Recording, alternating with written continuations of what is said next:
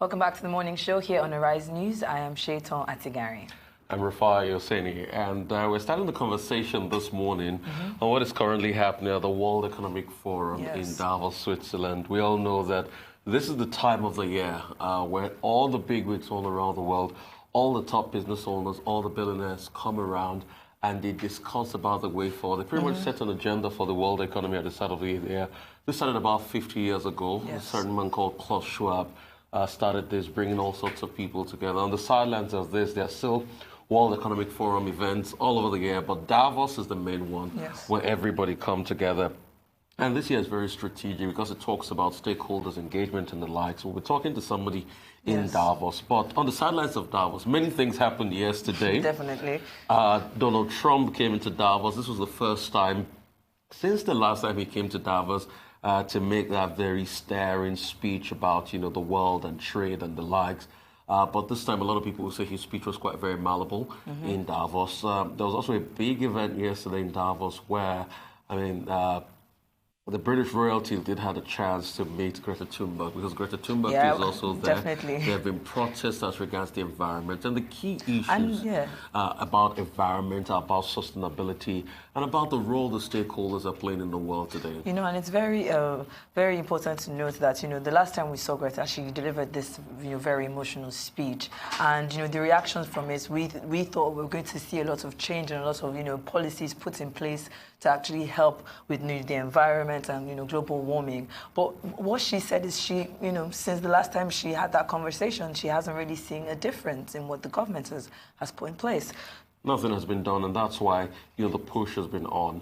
And there's also talk a lot about trade and fossil fuels. So Ursula von der Leyen, the president of the European Commission, did give a very stirring speech yesterday. And she talked about the fact that we need to do something strongly. We're seeing the after effects of climate change all over the world. We're seeing it in Australia with the bushfires. We're seeing it in every part of the world in floods and in crisis and the like. And we need to do something very important. And she charted a course where the European Union and the European Commission will be going as regards this. There were also many interviews on the sidelines of Davos yesterday. There was Fareed Zakaria of another network, CNN, interviewing Carrie Lam. Carrie Lam has been in the eye of the storm. Carrie Lam, is also the executive of Hong Kong, and there have been protests for many weeks, over 10 weeks in Hong Kong, pro-democracy protests in Hong Kong and the likes. And Carrie Lam set a stage to all of that. In fact, Fareed Zakaria did ask her that since you now have an approval rating of just 40%, will you still stay on? And she said, you know what, I'm a dogged fighter, I'll stay on. We know the challenges are there. We'll stay on. So many things happening at Davos at the World Economic Forum this year. But I think the biggest question for us Nigerians is, what do we get out of it? That's a big question. Exactly. So I'm really looking forward to finding out what has been put in place for Nigerians. What kind of, like you said, it's the biggest gathering of stakeholders and billionaires and economists and all of this.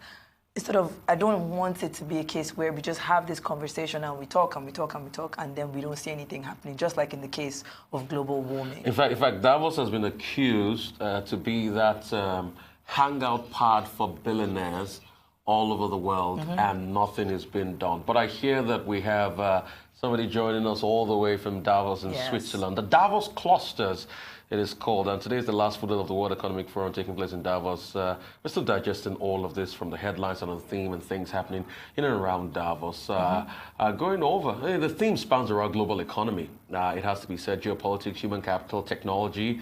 Today joining us is the Managing Director of Arise News, Ijeoma Nwogwugwu. Great to have you. You're welcome to the show. All the way in Davos. I can see you all kitted up and all suited up there to brace the weather. Very cold. I'm sure you're going to be telling us about the weather. But it was founded 50 years ago. It's had its annual meeting at the beginning of every year for decades. How relevant is this forum and what impact does this meeting have on the global economy and especially for emerging economies such as Nigeria? It's a joy seeing you once again. Okay, thank you, Rufai. Like you already mentioned, the forum was established about 50 years ago. It is non-partisan, non-political, and it's a non-government, it's a non-profit organization. It was set up. It's committed essentially to changing the state of the world by engaging with business, political, academic and global leadership around the world in order to set the agenda for regional, global, and industrial agenda. Did Nigeria and other African countries participate actively at the World Economic Forum 2020, and what were their contributions at the forum? Well, they've had a very, very limited presence here. We've just seen 2 ministers so far. We've seen the Minister of State for Petroleum Resources and the Minister of Finance and a couple of corporates. But the usual titans were sorely missing. Persons like Central Bank Governor was not around. We also people like the chairman and founder of Zenith Bank was conspicuously absent. So was Tony Olumide, who also chairs United Bank of Africa. So we had a much more slimmed down delegation, both from the government and business side. But they did. But we had people like Ngozi Okonjo-Iweala, who I wouldn't say is necessarily representing Nigeria's interest, but you know she's a proudly Nigerian asset who sits on so many global multilateral institutions. So she was actively engaged in a lot of meetings and what have you.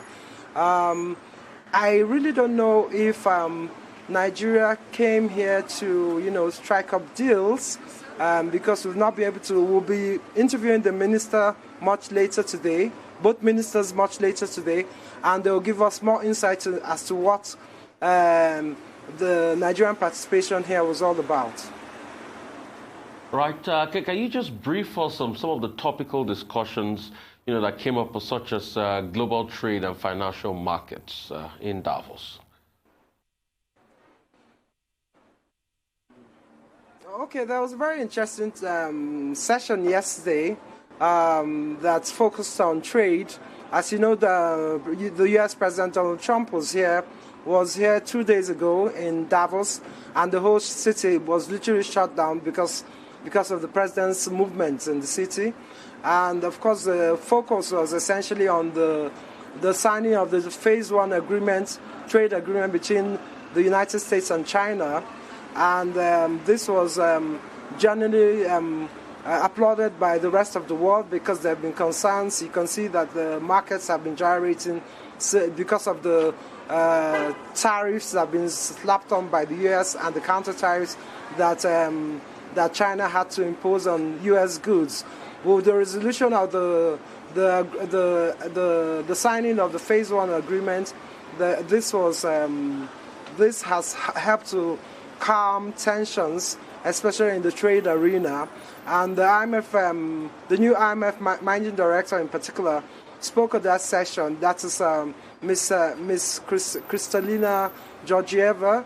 She was particularly enthused about the fact that the Phase 1 agreement had been signed, but was very emphatic that the Phase 2 agreement is even more important because that relates to issues like Huawei IP theft and the future of the internet. So there are still concerns around that area, but they say some headway has been made. There was also talk about the impact of Brexit and the fact that the US and the UK are already engaged in talks to forge out a trade deal before the end of the year, although there were questions raised as to whether the UK shouldn't be focusing on concluding trade talks with the EU before focusing on its trade talks with the US. But they said it can be done in phases and gradually, and it can be achieved before the end of the year. But there was also a discourse on the future of fossil fuels. So please tell me, what was the consensus for this at Davos yesterday, for that session? Okay, there was also another session that involved persons. This session was actually moderated by Daniel Yergin.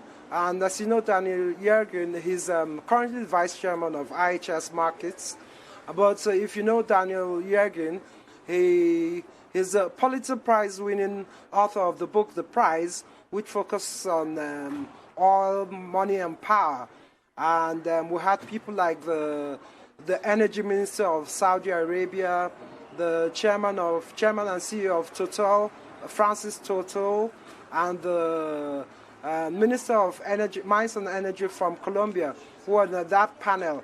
And the emphasis there on that panel, which looked at the short-term, medium-term, and long-term prospects of the oil and gas market, focused more on supply than demand, because this was about sustainability. And the consensus was that shale oil continues to pose a major challenge for the market. Already the IEA has made projections that that the U.S. is going to pump out an incremental 1.4 million barrels of oil this year. And of course, naturally, countries like Saudi Arabia, which is the lead producer in the OPEC cartel, will be concerned about supply. So they're going to be doing everything to make sure that, in spite of the incremental output that expected from from the U.S., that it does not impact significantly on price, because it's been acknowledged right now that there isn't much price elasticity. As you recall, last year there was a bombing of the Saudi oil installations, and there was the Iranian issue just a few weeks ago, and in spite of that, the prices, there was barely any reaction from the oil markets in terms of price. So the big focus these days is on supply. And of course, the LNG market is another issue that was talked about, in the sense that I'll have to cut you in now, Mark. China, which was a primary driver for... Okay. As we wrap up real quickly, the theme for this year is stakeholders and a cohesive, sustainable world. I mean, what does that mean in less than 10 seconds, please? In less than 10 seconds. Okay, well, that's the focus of, there's the issue of climate change, there's the issue of income inequality, issue of growing debt and what have you. So the forum this year is essentially focusing on coming out with a Davos 2020 agenda to see how these issues can be resolved and reshaped as we go forward. Also, technology and fair economics will play a big role. We'd like to thank you so much, Ijeoma Nwogwugwu, all the way from Davos there in the very sweltering cold there. Thank you so much for your time and telling us all. We'll still definitely get back to you.